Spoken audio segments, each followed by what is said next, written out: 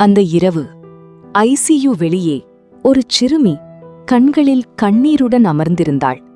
உள்ளே அவளுடைய அம்மா உயிருக்கு போராடிக் கொண்டிருந்தார். டாக்டர்கள் முயற்சி செய்தார்கள்.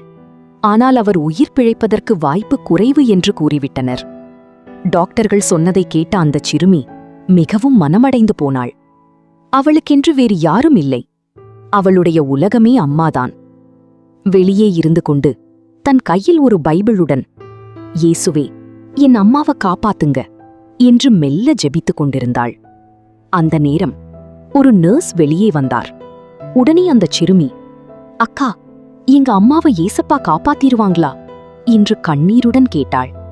அதற்கு அந்த நர்ஸ், "இயேசு ஒருபோதும் நம்மை கைவிடாத தேவன்.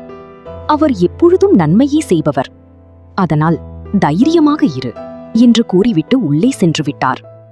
தேவனின் உதவியோடு மாற்றுச் சிகிச்சையை ஆரம்பித்தனர். இந்த முறை அந்த அம்மாவிடம் முன்னேற்றம் காணப்பட்டது. சில மணி நேரம் கழித்து ஐசியு கதவு திறந்தது. அந்த செவிலியர் வெளியே வந்தாள். முகத்தில் ஒரு அமைதியான சிரிப்பு. "உங்க அம்மா இப்போ நல்லா இருக்காங்க" என்றாள்.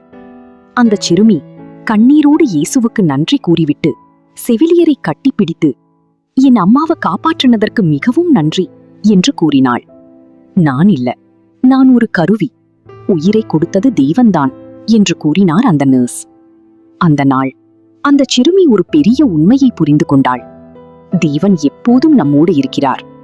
ஆனால் சில நேரங்களில் அவர் நேராக வரமாட்டார். அவர் ஒரு செவிலியரின் கைகளாக வருவார், ஒரு மருத்துவரின் முயற்சியாக வருவார். நாம் மனிதர்களை பார்க்கிறோம், ஆனால் செயல்படுவது தேவன். இன்று உயிர்களை காப்பாற்றும் எல்லா செவிலியர்களுக்கும் ஹாப்பி நர்சஸ் டே. நீங்கள் சாதாரண மனிதர்கள் அல்ல, தேவன் பயன்படுத்தும் கருவிகள். நீங்கள் செய்யும் சேவை தேவனின் அன்பின் வெளிப்பாடு.